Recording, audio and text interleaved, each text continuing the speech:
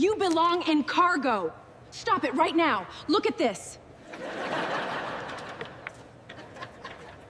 Mechanics belong near cargo, not in first class. Paige Cole said it loudly enough for everyone at Gate B17 to hear. Then she pinched Lena Brooks's copper boarding slip between two manicured fingers and tore it down the middle. The boarding clock flashed final call, door closes in 8 minutes. A father stopped fastening his son's backpack.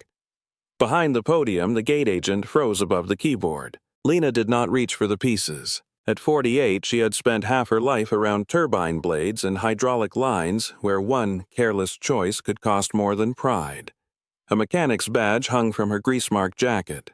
Paige glanced at it and smiled as though it explained everything. "This cabin is for confirmed premium passengers," she said, "not employees trading on access." "I paid for that seat," Lena replied. "With what, a maintenance voucher?" Passengers shifted. No one challenged her. Paige held up the torn slip like evidence. It was not ordinary paper. Its copper sheen caught the gate lights, and a small, embossed aircraft emblem remained visible on one half. "Give me both pieces," Lena said. Paige dropped them into the trash. "There. No more confusion. Take standby or return to the service corridor where you belong." The gate agent finally spoke. "Paige, we should verify the record." "I already did." Lena's jaw tightened, but she did not argue.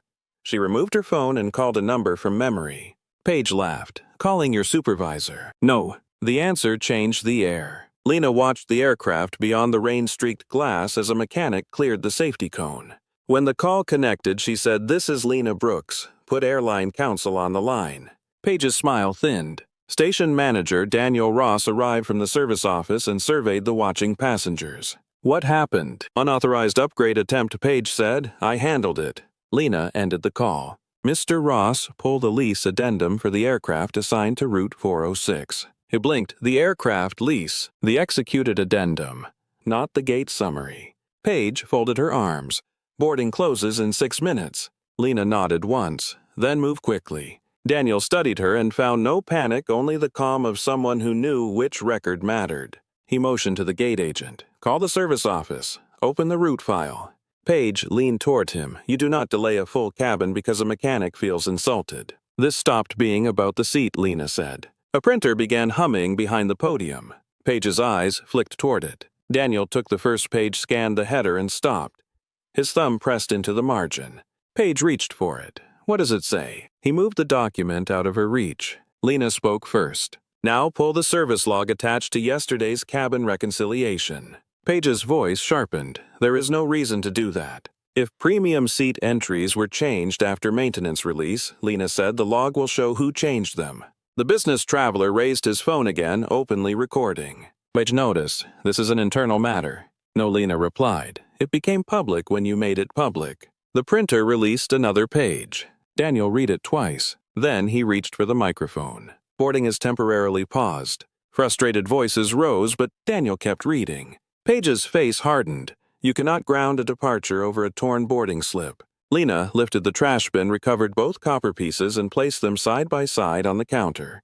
She aligned the broken aircraft emblem until it appeared whole again. "The slip did not ground anything," she said. Her gaze settled on the addendum in Daniel's hand. "That did." Beyond the glass, the aircraft beacon flashed red through the rain.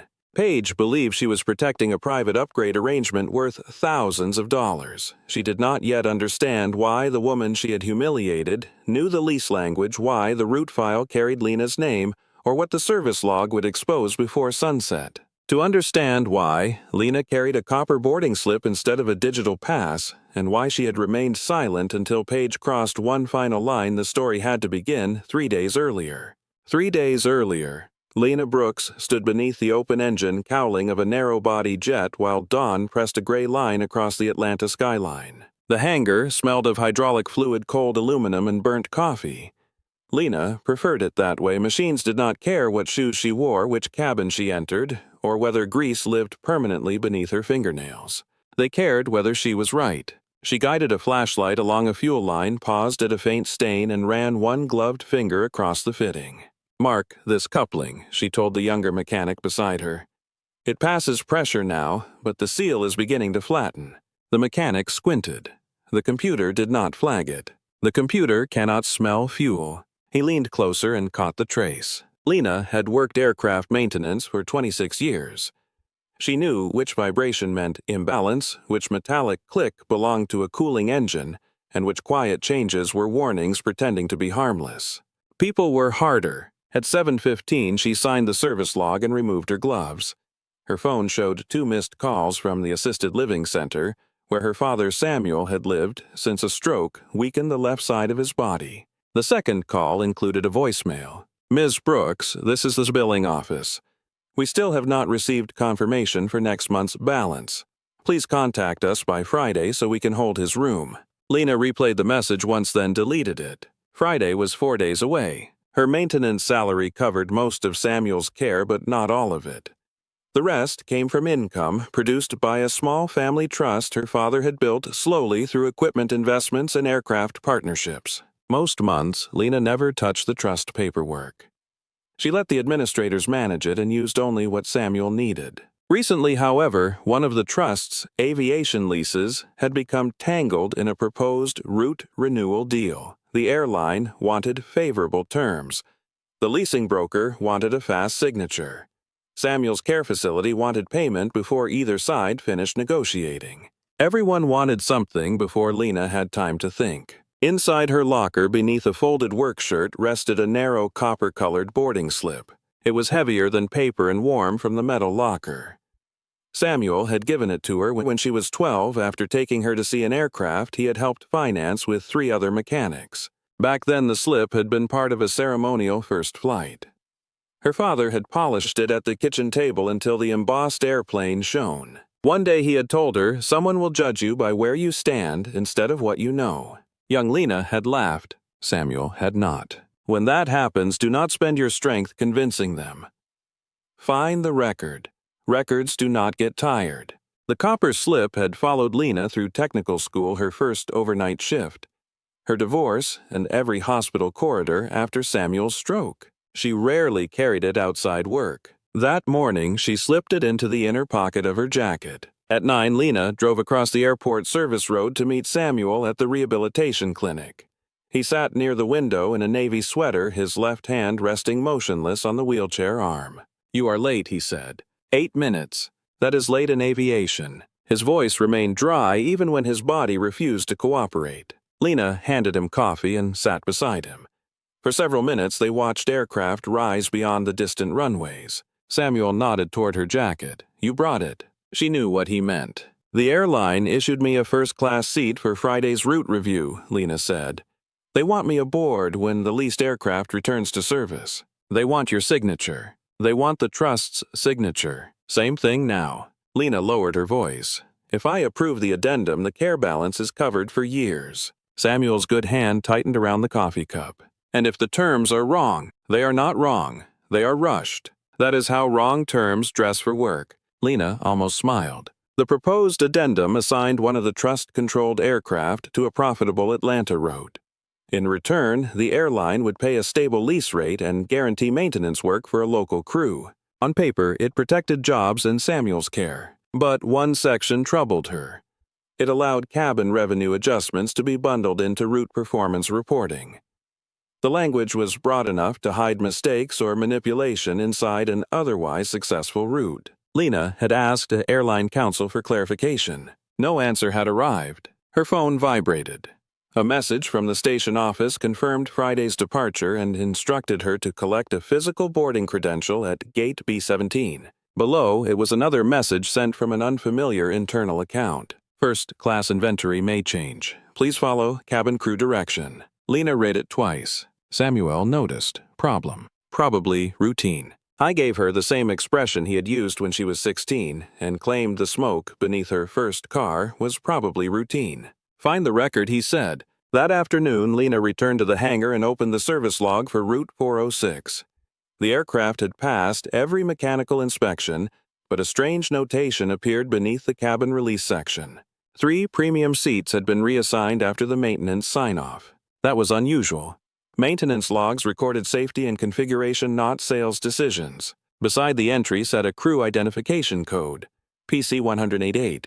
Lena copied it onto a small pad but did not yet know the initials belonged to Paige Cole. Before leaving, she emailed the station manager one question. Why were first-class seat changes entered after maintenance release? No reply came Thursday. Instead, Lena received a new boarding notice showing her confirmed first-class seat had been replaced, restored, then replaced again within 11 minutes. By Friday morning, the seat was confirmed once more. Boarding would close at 10:42 a.m. The Trust's lease meeting began at 11. If Lena missed the flight, the airline could proceed with the route presentation without her.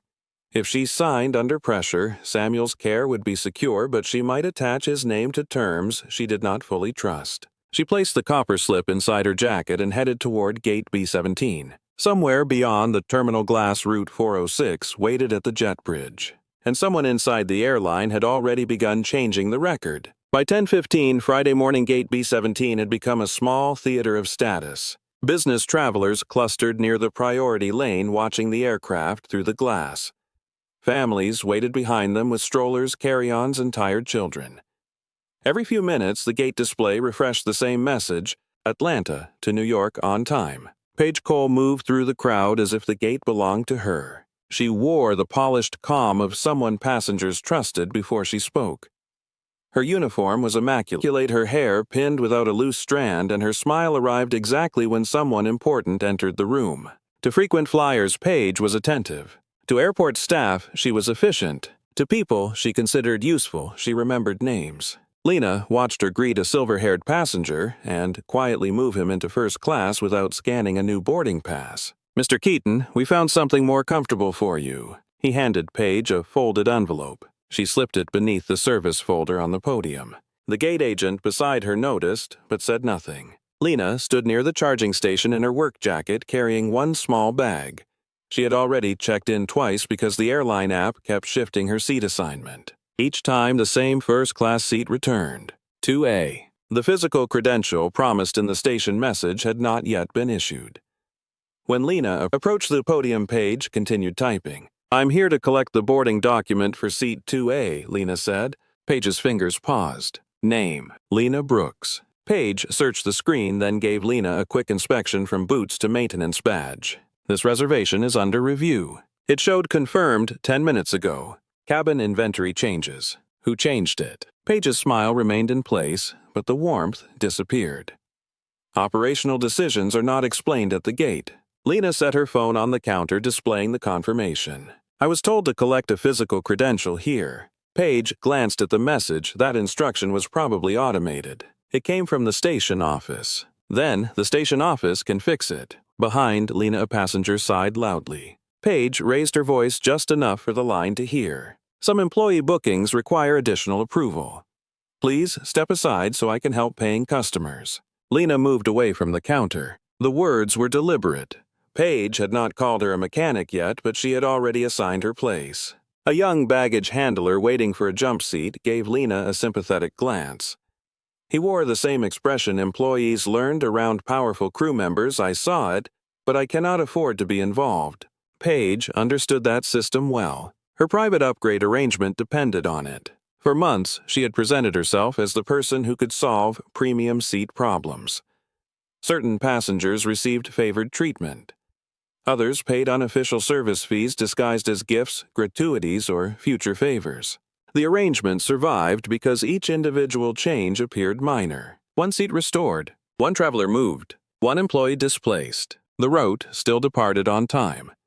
The premium cabin remained full, and everyone responsible for asking questions had an incentive not to delay boarding. Paige's authority did not come from owning the aircraft or writing policy. It came from knowing the airport hated disruption more than misconduct. At 10:22, she opened the first-class seat map and reassigned 2A. Lena's phone updated instantly. "Seat change 21C." Lena returned to the podium. "My seat was just changed." Paige did not deny it. "You still have transportation. The first-class seat is part of the route review. First class is a cabin, not a conference room. The Lease representatives are meeting on board before departure." Paige's expression shifted for half a second. She had not known Lena was attending the review. Then the polished smile returned. "I have no record of that. You have my reservation. I have a maintenance employee with a company-linked booking." Lena heard the distinction. Paige was separating the name from the purpose, reducing her to the lowest status description available. "Call Daniel Ross," Lena said. "The station manager is occupied." "Then call the service office." Paige tapped the screen twice without placing a call. "I'm following cabin allocation policy." "Which policy allows a confirmed passenger to be displaced after check-in?" "Operational discretion." The phrase landed cleanly because it sounded official. Most people nearby accepted it immediately. A gate agent named Marcus Hill stood at the second computer printing bag tags. He had worked with Lena during maintenance delays and knew she was not prone to confrontation. He lowered his voice. Page 2A was confirmed under a special service code. Paige did not face him. Special codes do not override cabin control. Marcus studied the screen. This one might. Paige closed the seat record before he could open the details. "Please focus on boarding." The warning was quiet, but Marcus understood it. His temporary supervisory review was next month. Paige had influence with the in-flight manager who provided performance feedback. He returned to the bag tags. Lena did not blame him. That was how systems protected people like Paige, rarely through loyalty, usually through fear distributed in small, practical amounts. At 10:26, a uniformed pilot arrived and asked whether the cabin paperwork was complete. "Almost," Paige said. She handed him a packet. A page slipped loose and landed near Lena's shoe. Lena picked it up. It was a preliminary cabin revenue sheet for Route 406. Beside 3 first-class seats were handwritten initials matching the code from the service log. PC. The figures did not match the printed fare entries. Paige took the page from her hand. "That is restricted." It fell on the floor. "You still should not read it." Lena met her eyes. Those seats were changed after maintenance release. Paige's face stayed composed, but one hand tightened around the paper. "You are confused about how cabin reconciliation works. Then explain it." "I do not report to mechanics." The pilot's attention shifted between them. Paige softened her tone and gave him a practiced smile. "Just a booking misunderstanding. We will close on time." He accepted the explanation because it offered the easiest path forward. The aircraft was safe. The paperwork appeared complete. The gate was busy. To him, Lena was one frustrated passenger among many. At 10:29, the boarding announcement began. First class and elite members formed a line. Paige lifted the scanner and welcomed each passenger by name. When Lena reached the front, the scanner rejected her pass with a hard electronic tone. Paige tilted the screen away. "Seat 21C will board with Group 5. My meeting begins before pushback." "Then whoever invited you should have protected your reservation." Lena removed the small pad from her bag. On it were the service log notation, the time of the seat reassignment, and Paige's crew code. Paige noticed. "What are you writing?" "The record." For the first time, Paige's smile failed completely. She leaned closer and lowered her voice. "You should be careful. Aircraft employees who interfere with boarding can lose gate access." There it was, the practical threat beneath the polished language. Lena could miss the lease review. She could lose access needed for her job. Samuel's care payment could remain unresolved. Paige believed those pressures would force silence because they had forced silence from others. Lena slipped the pad into her jacket beside the copper boarding slip. "I'm not interfering," she said. "I am documenting." Paige raised the scanner again. "Then document from the back of the line." As Lena moved aside, Marcus reopened the closed seat history. For less than 2 seconds, an internal note appeared before Paige reached over and cleared it. "Please control, authorized signatory review." Marcus saw it. So did Lena. Neither spoke. But the insult at Gate B17 was no longer a simple seat dispute. Paige had just displaced the person the airline needed to approve the aircraft's route agreement, and she still had no idea whose name sat inside the lease. At 10:32, boarding accelerated. The priority lane emptied into the jet bridge, while Group 2 formed behind it. Every scan shortened Lena's remaining time and made Paige's decision harder to reverse without admitting why it had been made. Lena stayed beside the podium. "Open the seat change history," she said. Paige continued scanning. "Your complaint can be reviewed after departure. It concerns this departure. It concerns where you sit. It concerns who changed the revenue entries." The scanner stopped in Paige's hand. A passenger behind Lena shifted his briefcase. "Can we keep this moving?" Paige offered him an apologetic smile. "I'm trying, sir. An employee is refusing to follow boarding instructions." The word employee did the work Paige intended. Several passengers glanced at Lena's maintenance badge, then toward the service corridor as though her proper destination should have been obvious. Lena felt the old instinct rise, the one that had protected her career through years of condescension. Stay useful. Stay quiet. Fix the problem no one else can fix. Do not become the problem they can see. She thought of Samuel's room and the Friday deadline. She could accept 21C board with Group 5 and try to reach the lease representatives before pushback. That would protect the payment. It would also leave the altered entries untouched. Mrs. Brooks Paige said this is your final opportunity to cooperate. Lena removed her phone. I'm calling the service office. Paige placed one hand over the desk phone. Station matters go through me during boarding. Then put Daniel Ross on the line. Eyes unavailable. Marcus glanced toward the corridor. He was in operations 5 minutes ago. Paige's gaze cut toward him. Marcus began Group 3. He hesitated, then lifted the microphone. Lena dialed the number listed in the station message. An automated menu answered. She selected Service Operations, then Route Administration. A woman picked up. Atlanta Service Office. This is Lena Brooks. I need the executed lease addendum for Route 406 pulled before the aircraft door closes. There was a pause. May I ask why? A cabin control dispute may be affecting the reporting terms. Paige heard enough to step away from the scanner. That document is not relevant to boarding. Lena kept the phone at her ear.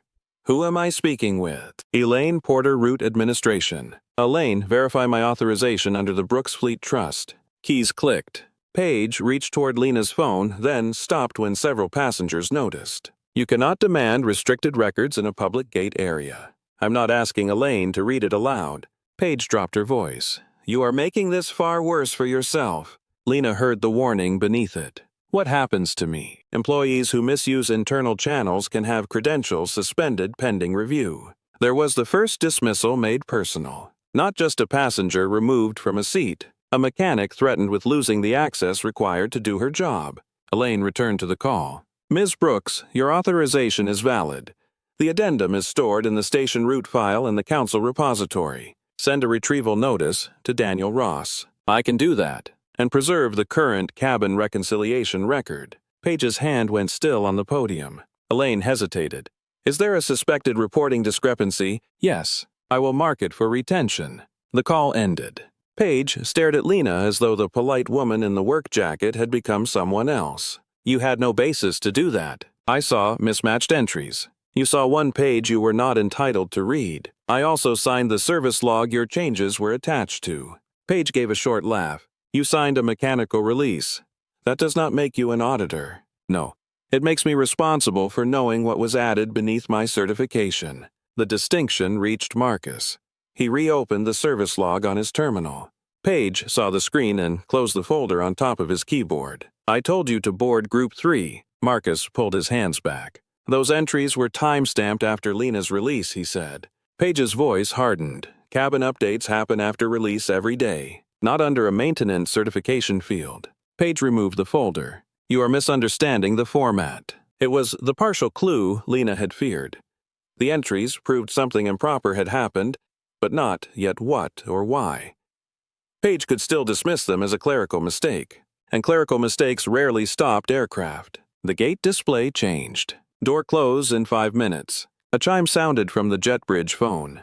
Paige answered, listened, then covered the receiver. The captain is requesting final passenger count. She faced Lena. You can board in 21C now, or I will mark you as voluntarily refusing transportation. I have not refused. You are refusing the seat assigned. You reassigned it after check-in, and I have authority to do so. Lena held out her hand. Show me the rule. Paige set down the receiver. I do not have to teach policy to someone delaying a departure. The business traveler near the priority sign raised his phone slightly.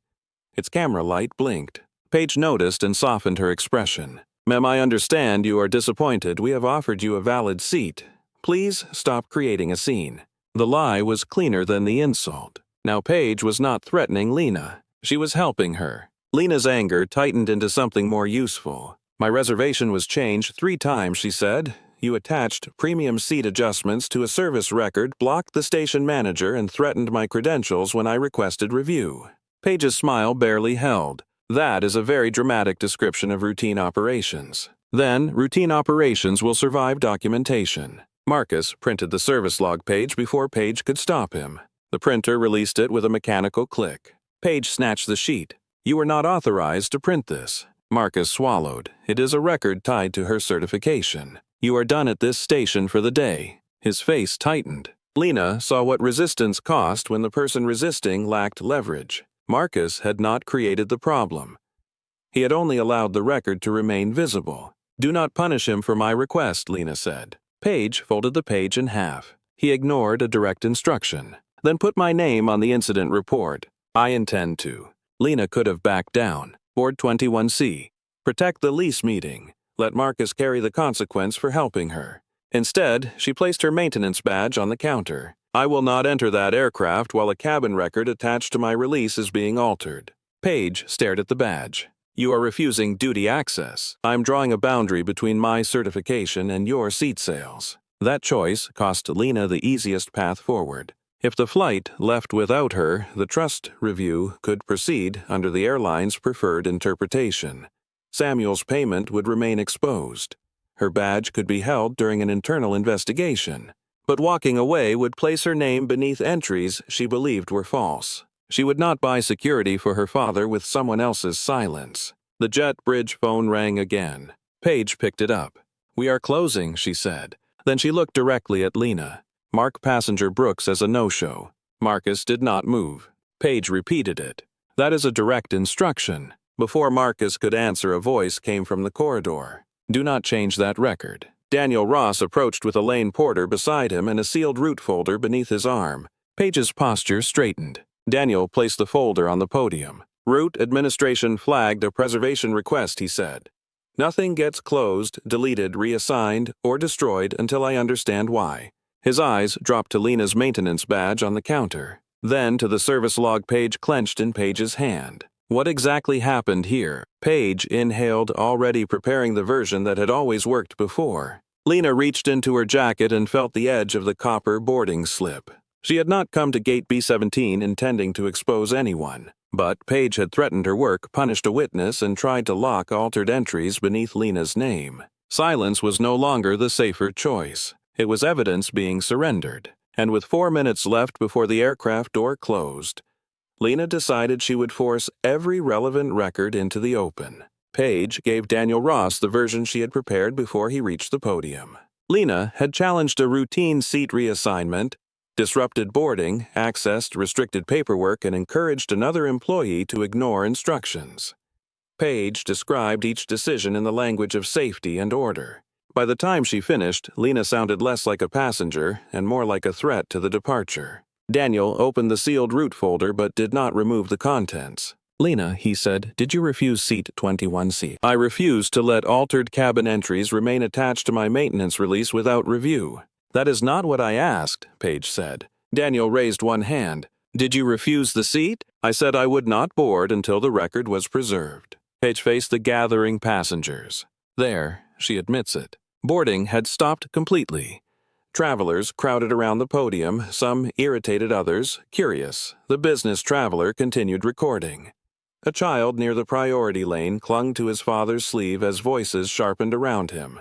The gate display flashed. "Door closed in 3 minutes." Daniel checked the time. Paige, why was seat 2A changed after check-in? Cabin balancing. There was no weight restriction. Revenue optimization. Then, why does the service log contain the adjustment? Paige answered without hesitation. Clerical crossover. Marcus stood beside the second terminal, his hands lowered. "It happened 3 times, he said. Paige's head snapped toward him. "You were removed from duty." "You cannot remove a gate agent from duty," Daniel said. "I removed him from this position pending review." Daniel's mouth tightened. Elaine Porter opened her tablet. The preservation notice shows 2 cabin record edits were attempted after Ms. Brooks called the service office. Paige's confidence cracked, then returned in another form. She triggered a legal hold over a seating complaint.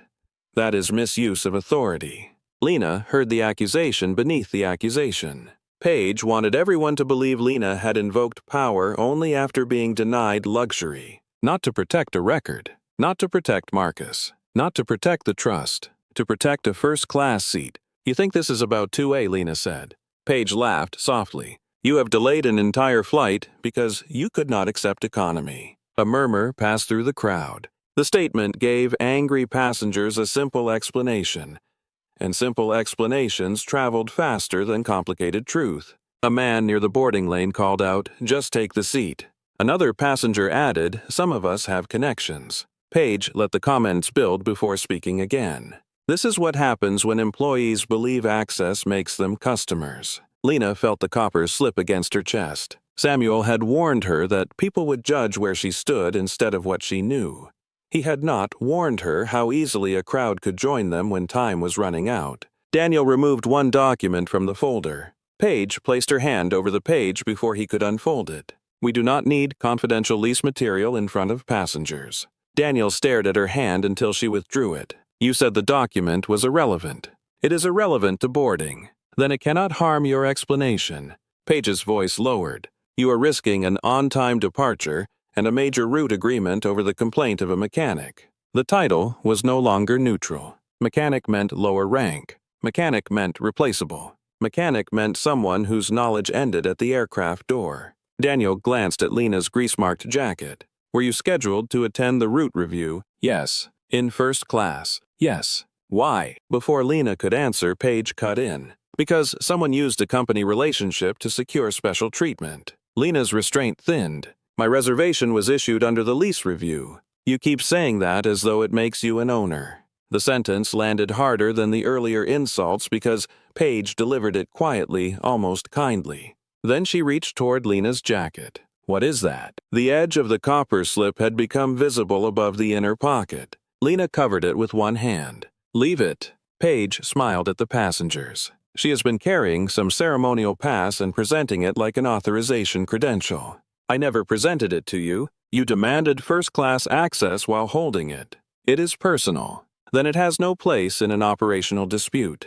Paige pulled it free before Lena could stop her. The copper surface caught the overhead light. Its embossed aircraft emblem was worn smooth at the edges from decades of handling. Lena's voice dropped. "Give that back." Paige inspected it. "This is not a valid boarding pass." "I know. It has no barcode, no date, and no passenger record." "I know what it is." Paige held it toward Daniel. "This is what she used to support her claim."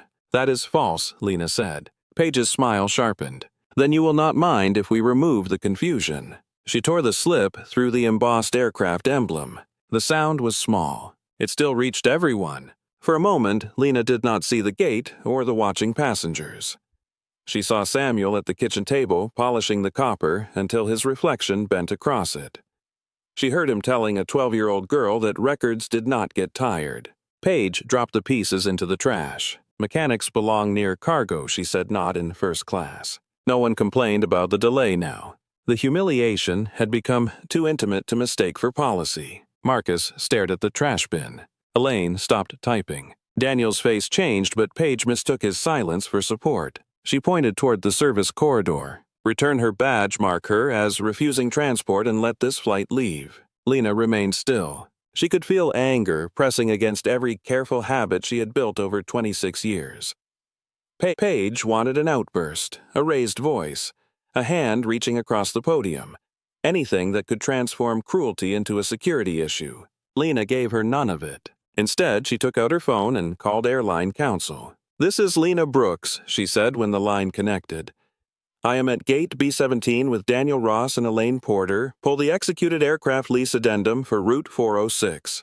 Paige folded her arms. "This performance is finished," Lena continued. "Confirm the controlling trust, the authorized signatory, and the cabin revenue condition in Section 7. Daniel unfolded the first page. His eyes stopped at the trust name. Elaine moved beside him and read over his shoulder. Paige's voice lost some of its edge. "What does it say?" Neither answered. Lena lifted the trash bin, recovered both torn pieces, and aligned the broken emblem on the counter. The copper did not hold the authority Paige feared. It held the memory of the man whose trust did. "Now retrieve the original service log," Lena said. "Not the cabin copy." Paige reached for the folder. Daniel moved it away. "You do not need to do that," Paige said. The jet bridge phone rang again. No one answered. Daniel read the signature block, then checked Lena's identification against the name on the page. His voice became formal. "Boarding is paused. The aircraft will remain at the gate pending review." Paige stared at him. You cannot ground a route because she knows somebody in leasing. Daniel placed the addendum flat on the counter. She does not know somebody. Elaine's tablet chimed. The original service log had arrived. She opened it, scrolled to the cabin release section, and stopped at the 3 premium seat entries. The name attached to each change appeared in full. Paige Cole. Elaine rotated the screen toward Daniel. Paige saw it. For the first time, she understood the truth was not approaching. It had already entered the room. Paige recovered quickly enough to deny what everyone could see. That proves I processed seat changes, she said. It does not prove misconduct. Elaine Porter kept the service log open on her tablet. The entries were made under your crew identification after maintenance release. Because the gate system was slow. Marcus shook his head. The gate system records seat changes automatically. You manually added them to the cabin section of the service log. Paige fixed him with the warning stare. You are not qualified to interpret that record. I'm qualified to read a timestamp. The watching passengers shifted closer. The frustration that had filled the gate minutes earlier had changed shape. People were no longer waiting for boarding to resume. They were waiting to discover why Paige had fought so hard to prevent the documents from being opened. Daniel Ross placed the aircraft lease addendum beside Elaine's tablet. Airline Counsel has confirmed this is the executed version, he said. Paige pointed toward Lena. She triggered this review because she wanted a better seat. Lena rested one hand beside the torn copper pieces. I requested preservation after you attached revenue changes to a record carrying my certification. You were angry before you ever saw that log. I asked you to verify my reservation. And I did. No, you changed it. Paige faced Daniel. Whatever her relationship is to this trust cabin allocation remains an airline function. Daniel read from the addendum without raising his voice. Section 7 requires premium cabin revenue associated with the leased aircraft to be reported without off-system adjustments concealed, consideration, or unauthorized displacement of designated review personnel. Paige's lips parted. That language concerns accounting. It concerns this flight, Elaine said. She enlarged the original service log entry. 3 first-class seats had been released after maintenance sign-off. Each was reassigned through Paige's credentials. The official fare columns showed standard revenue, but the handwritten cabin figures were higher. Paige leaned over the screen. Those are estimated upgrade values. Where did the additional amounts come from? Daniel asked. They are projections. Then, why were they entered after specific passengers were moved? Paige did not answer. The silver-haired passenger Paige had upgraded earlier began backing away from the podium. Marcus noticed. Mr. Keaton, he called, did you pay the airline for seat 3C? Paige snapped, do not question passengers. Daniel blocked her path when she moved toward Marcus. Answer the question, sir. Mr. Keaton held his briefcase against his chest. I used miles. Elaine checked the reservation. No miles were deducted. He swallowed. It was handled privately. Paige's expression hardened. Eyes confused. Mr. Keaton glanced at the phones recording him. I gave her a service gratuity. She said the seat would otherwise go empty. How much? Daniel asked. Paige raised her voice. This is becoming harassment. Mr. Keaton hesitated. $800. A ripple moved through the gate. The folded envelope Paige had placed beneath the service folder remained visible at the edge of the podium. Elaine pulled it free. Paige reached for it. Do not open that. Elaine did not.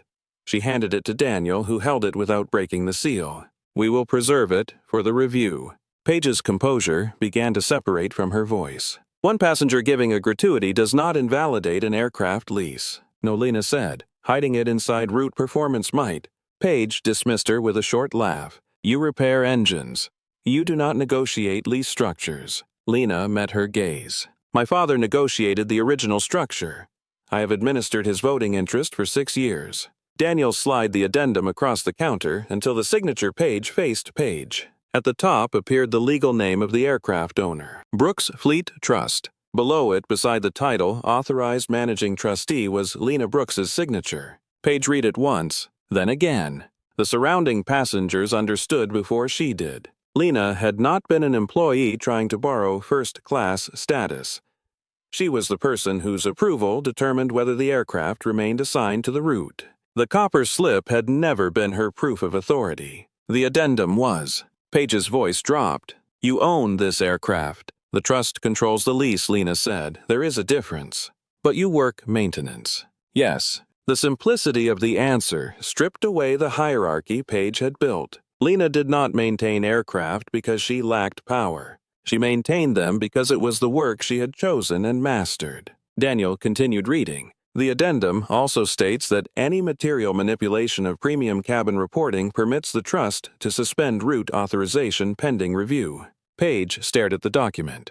You cannot suspend a route over unverified accusations. I can request enforcement of the agreement, Lena replied, and punish hundreds of passengers. I have not made that request. Paige seized on the answer. Then there is no reason to hold this aircraft. There is still a safety certification issue, Lena said. Paige blinked. This has nothing to do with safety. It does when someone edits a service record to conceal a sales transaction. A maintenance log must remain trustworthy even when the entry is not mechanical. Elaine nodded. If staff learn that commercial changes can be buried beneath a certification field, every section of that record becomes questionable. Paige's panic sharpened into accusation. You are exaggerating paperwork to protect your pride. Lena separated the torn copper pieces and placed them on either side of the addendum. My pride is not in that agreement. She indicated the service log. My name is. The business traveler lowered his phone slightly, listening. Lena faced Daniel. Formally preserve the aircraft record cabin reconciliation and gate activity for Route 406. Remove any entries created under my maintenance certification that I did not authorize. Refer the matter to Airline Counsel and Internal Audit. Paige shook her head. You do not have authority to remove me from a flight. No, Lena said. Daniel does. Every eye shifted toward him. Daniel took Paige's crew badge from the counter scanner. Paige Cole, you are removed from duty pending investigation. You are not to access the gate system cabin records or service files. Paige stared at the badge in his hand. Based on what a torn souvenir and a passenger claiming he tipped me. Based on preserved records, your own credentials, and apparent off-system payment, attempted edits after a retention notice, and interference with an authorized lease review. This is ridiculous. It is procedural. That word ended what argument could not. Daniel motioned toward airport security, but he did not ask them to arrest her. Two supervisors approached instead. You will report to the airline service office, he said. Your union representative may join you. Internal Audit will review the route records before any formal decision is made. The consequence was not theatrical. No handcuffs appeared. No executive shouted. Paige simply lost the gate, the scanner, and the authority she had used to humiliate others. As the supervisors escorted her from the podium, she stopped beside Lena. You planned this. Lena studied the woman who had torn the last object Samuel had given her. I planned to attend a lease review. You knew the aircraft was controlled by your trust. Of course. Then why did you let me speak to you that way? A silence gathered around the question. Lena joined the copper pieces again. I was waiting to see whether you would correct a mistake when given the chance. Paige's face tightened. You kept choosing the record you wanted. The supervisors led her toward the service corridor. Daniel exhaled and faced the passengers. Route 406 will remain at the gate while the preserved records are reviewed. We expect a short operational delay. The aircraft has no identified mechanical defect. The clarification eased the families nearest the gate. Elaine handed Lena the tablet. Counsel is asking whether the trust intends to suspend route authorization. Lena read the request. She could freeze the agreement immediately. The decision would damage the airline, disrupt passengers, and threaten the maintenance guarantee protecting local jobs. It would also provide the kind of dramatic revenge the crowd expected. Lena declined it. Keep the aircraft under temporary record hold, she said. Do not cancel the route unless the review finds broader manipulation. Daniel studied her. You are preserving the agreement. I am preserving the option to make an informed decision. Paige treated power as permission to take. Lena treated it as responsibility not to harm people who had done nothing wrong. Marcus returned her maintenance badge. I should have spoken sooner, he said. You spoke when it mattered. He glanced toward the torn slip. I am sorry. So am I. Elaine's tablet chimed with the first audit summary. The 3 altered seat entries were not isolated. The same crew identification appeared across 11 recent Route 406 departures. The totals had been folded into premium cabin performance reports used to support Paige's favored upgrade arrangement and strengthen the airline's financial case during the lease negotiation. Paige had not merely sold access. She had tried to make the private payments look like official route revenue. The aircraft lease addendum did not enrich her deal. It grounded it. Daniel ordered every affected cabin report frozen before the week's records could be closed. Outside counsel was brought into the review, and the airline's compliance office suspended the disputed upgrade program that afternoon. Only then did Lena retrieve the 2 copper pieces from the counter. The gate agent announced a revised boarding time. Passengers began forming lines again, quieter now. Daniel held out a newly printed credential. Seat 2A. Lena accepted it but did not enter the priority lane. Board the families first, she said. Then she stood beside Marcus while the people Paige had kept waiting passed through the scanner. The room had finally learned who Lena was. What mattered more was that she had never needed first class to prove it. Route 4X departed 38 minutes late. By then, Paige Cole was inside the airline service office with a union representative, a compliance manager, and no access to the system she had controlled that morning. Lena boarded last. She took seat 2A only because the lease review required her presence there. She did not celebrate when the curtain closed behind her, and she did not glance toward economy to see who might be watching. She placed the 2 torn pieces of the copper slip inside her notebook. Across the aisle, Daniel Ross opened the route folder. "I owe you an apology," he said. "This should never have reached the gate." It reached the gate because people learned that keeping a flight on time mattered more than asking why the records were wrong. Daniel accepted that without defending himself. "The airline will open a formal review. Include the employees who were pressured to stay quiet. We will. And do not treat Marcus as part of the problem. He will be interviewed as a witness, not disciplined." Only then did Lena turn to the lease documents. The aircraft climbed through the cloud layer while she read every section again. She removed the language that allowed cabin revenue adjustments to be bundled into route performance. She added a requirement that seat transactions remain separate from maintenance records and demanded a protected reporting channel for gate and cabin staff. The airline representatives agreed to freeze the contract until outside counsel completed its review. Lena did not sign that day. She also did not terminate the agreement. Samuel had taught her that refusing a bad choice was not the same as making a good one. A good decision required enough patience to protect everyone affected by it. 3 days later, compliance investigators found similar entries on 11 departures. The favored upgrades had produced thousands of dollars in unofficial payments, while making the road appear more profitable during lease negotiations. The envelope recovered at Gate B17 contained 8 $100 bills. Other passengers came forward after the video spread among airline employees. Some described being offered premium seats in exchange for service gratuities. Others said their confirmed assignments had vanished after they refused. The airline suspended Paige pending a formal hearing. 2 weeks later, she was dismissed for manipulating passenger records, accepting unauthorized payments, interfering with preserved documents, and retaliating against coworkers. No criminal charge appeared overnight. The airline referred the payments to the appropriate authorities and let the investigation follow its process. Paige lost her position because the records proved what status had hidden.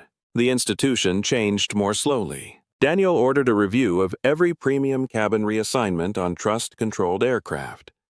Gate agents received written authority to pause boarding when records connected to safety certifications appeared altered. A confidential reporting channel was created for crew members who feared retaliation.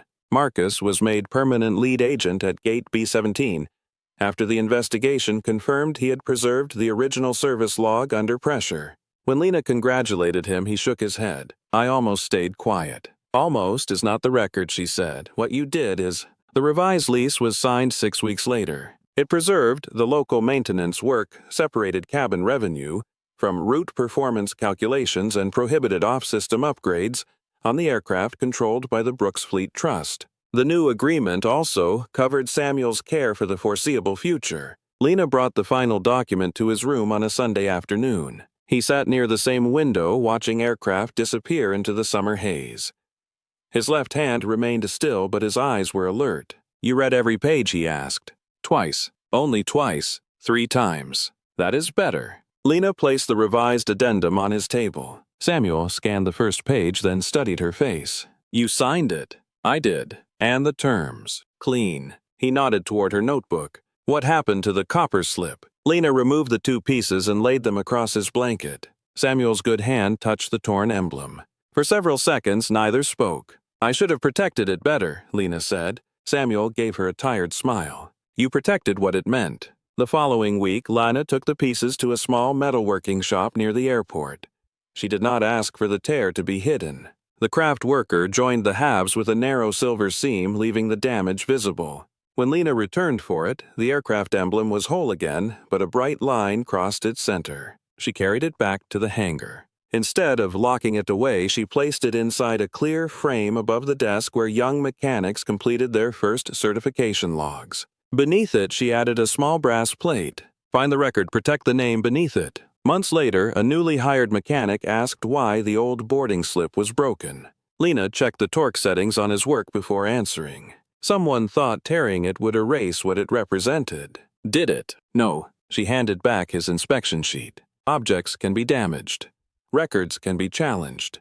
Dignity only disappears when you let someone else define it for you. Outside the hangar doors, the route 406. Aircraft waited beneath clear morning light. Its engines were quiet, its service log complete, and every cabin entry rested where it belonged. Lena crossed the ramp in her worn work jacket with a toolbox in one hand. She still repaired aircraft. She still visited Samuel every Sunday. She still flew first class only when the work required it. Nothing about her life became glamorous after the truth came out. What changed was more valuable. Her father's care was secure. Her certification remained clean. The employees who had been afraid to speak now had protection. And no one at Gate B17 could pretend that respect belonged only to the person wearing the most polished uniform. Paige had believed dignity came from controlling who entered the front cabin. Lena knew dignity was revealed by how a person treated those they believed had no power. So what would you have done at that gate, accepted the seat in silence, or risked everything to protect the record carrying your name? Share your answer in the comments. And subscribe for more stories about quiet people who refuse to let entitlement have the final word.